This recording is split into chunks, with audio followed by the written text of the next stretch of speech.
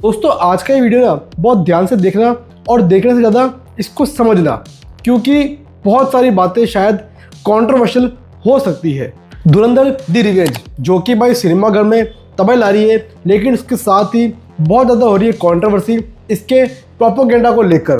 पहले पार्ट से काफ़ी लोग तो कह रहे थे, लेकिन फिर भी उस मूवी के बारे में उतनी चर्चा हुई नहीं, लेकिन फिर भी कंट्रोवर्सीज पर उतनी बात नहीं हुई। लेकिन पार्ट 2 को लेके बहुत सारी बातें हो रही है। अब अगर आपने मेरा रिव्यू चेक किया होगा, मैंने वहाँ पर आइडियोलॉजी के बारे में बिल्कुल बात नहीं करी, कुछ भी नहीं कहा, क्योंकि भाई मूवी की शुरुआत के अंदर ही एक बहुत बड़ा डिस्क्लेमर था कि ये मूवी वर्क ऑफ फिक्शन है। तो उसके बारे में बात करके मैं मूवी का एक्सपीरियंस ख़राब करना कभी चाहता ही नहीं हूँ। क्यों करूँ भाई, टेक्निकली मूवी काफ़ी वेल मेड थी और इस टाइप का सिनेमा इंडिया में इतनी सिनेमैटिक बिलियंस के हिसाब से बनता नहीं है।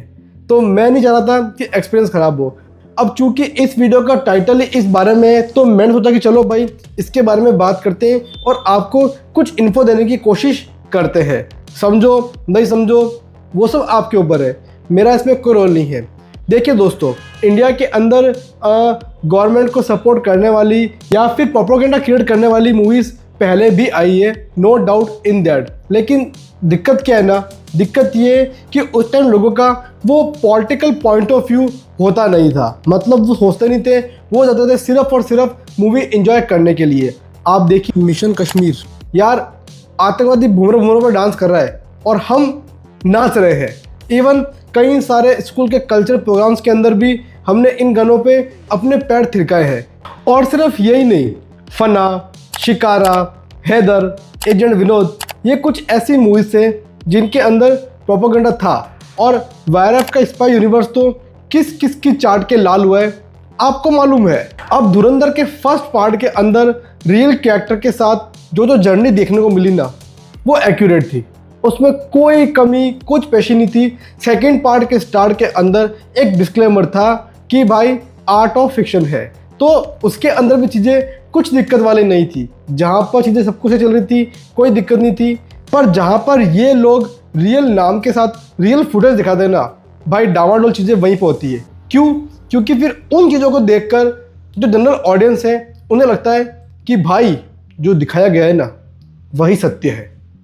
दिक्कत यहाँ पे आती है कि आजकल लोग मूवीज से हिस्ट्री सीखते हैं, किताबें पढ़ना तो वो लोग भूल ही चुके हैं। और कोई भी न्यूज़ आती है तो जो इनको मिल गया ये उसी को सच मान लेते हैं, उसको वेरीफाई नहीं करते हैं। भाई कोई भी न्यूज़ आए, आप 4 से 5 सोर्सेस से उसे चेक करो, क्रॉस चेक करना काफ़ी ज़रूरी है। क्योंकि भाई कई बार झूठ को सच बोलकर ही पेश करते हैं और वही बात फिर सच लगती भी है। देखो यार, मेरा मानना तो यही है कि फर्स्ट ऑफ ऑल आप मूवी से हिस्ट्री मत जानो।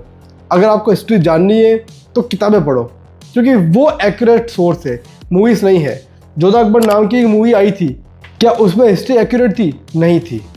मूवीज़ वर्क ऑफ फिक्शन होती है, चाहे वो कितना भी कह लें कि सत्य घटनाओं पर आधारित है, लेकिन वो क्रिएटिव लिबर्टी लेते हैं और उसके अंदर कई सारा ऐसा माल मसाला फूकते हैं जो कि सच नहीं होता है, बस उसे सच की तरह पेश ये लोग करते हैं।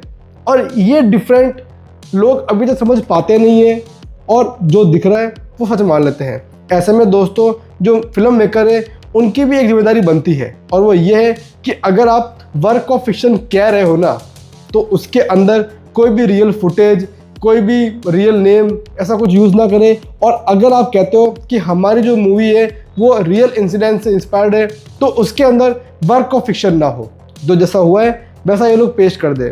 अब इस मूवी के अंदर कई सारी बातें ऐसी हैं जिन्हें गोलम मोल तरीके से पेश की गई है। फर्स्ट ऑफ ऑल अगर हम पहला पार्ट देखते हैं, गांधार हाईजैक, वो किस टाइम पे हुआ, उस टाइम सरकार कौन सी थी, उस टाइम पीएम कौन था? पीएम थे अटल बिहारी वाजपेयी, गवर्नमेंट थी बीजेपी की।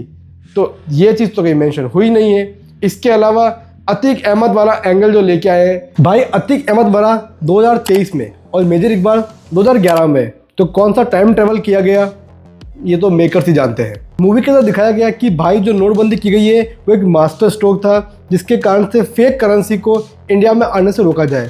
भाई आरबीआई खुद कह चुकी है कि नोटबंदी एक फेलियर था। और चलो यार ये बात तो पास्ट की है, जिस दिन धुरंधर मूवी आई ना, उसी दिन अहमदाबाद के अंदर 2.9 करोड़ की फेक करेंसी पकड़ी गई है। अब आप बोलोगे कि भाई इसके अंदर भी कोई आतंकी होगा? नहीं, कोई आतंकी नहीं है।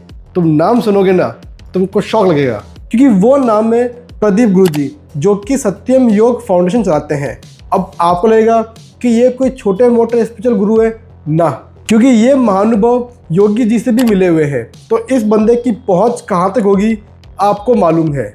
देखिए, सटल वे में ऐसी बात करने वाली मूवीज़ पहले भी आई थी, अभी भी आ रही है और आगे भी आएगी। चाहे वो सरकार चेंज हो तो भी आएगी, अगर यही सरकार पावर में रही तो भी आएगी। ऐसे में अब आप बोलेंगे कि भाई क्या किया जाए, क्या मूवीज़ देखना छोड़ दें? नहीं, बिल्कुल नहीं। आप मूवीज़ देखो, आपको मूवी अच्छी लग रही है एंजॉय करो, लेकिन पिक्चर से हिस्ट्री मत सीखो और पिक्चर को असलियत मत मानो। अपना विवेक काम में लो और क्या सच है क्या नहीं वो भाई अलग अलग प्लेटफॉर्म से पढ़ो, समझो, जानो और फिर मानो कि हाँ ये सच था और ये सच नहीं था। मूवीज़ को बस मूवीज़ की तरह देखो और एंजॉय करो, क्योंकि मूवीज़ में जो सच होता है वो होता है सफ़ेद, लेकिन असल में सच इतना सफ़ेद नहीं होता है, उसमें भी कालेपन के धब्बे होते हैं। मुझे बस एक ही समस्या ये है कि भाई आजकल हमारी जो ऑडियंस है ना, वो पिक्चरों से इतिहास सीख रही है, जो कि भाई बहुत ख़तरनाक है, बहुत ख़तरनाक। तो बस इसी उम्मीद से कि लोग समझेंगे, आप समझेंगे। आज की इस वीडियो में इतना ही। अगर आपको ये वीडियो पसंद आया तो प्लीज़ वीडियो पे लाइक करो, चैनल को सब्सक्राइब करो। हम आपसे मिलेंगे किसी और वीडियो के साथ, तब तक के लिए खम्मा गणी, हैव अ गुड।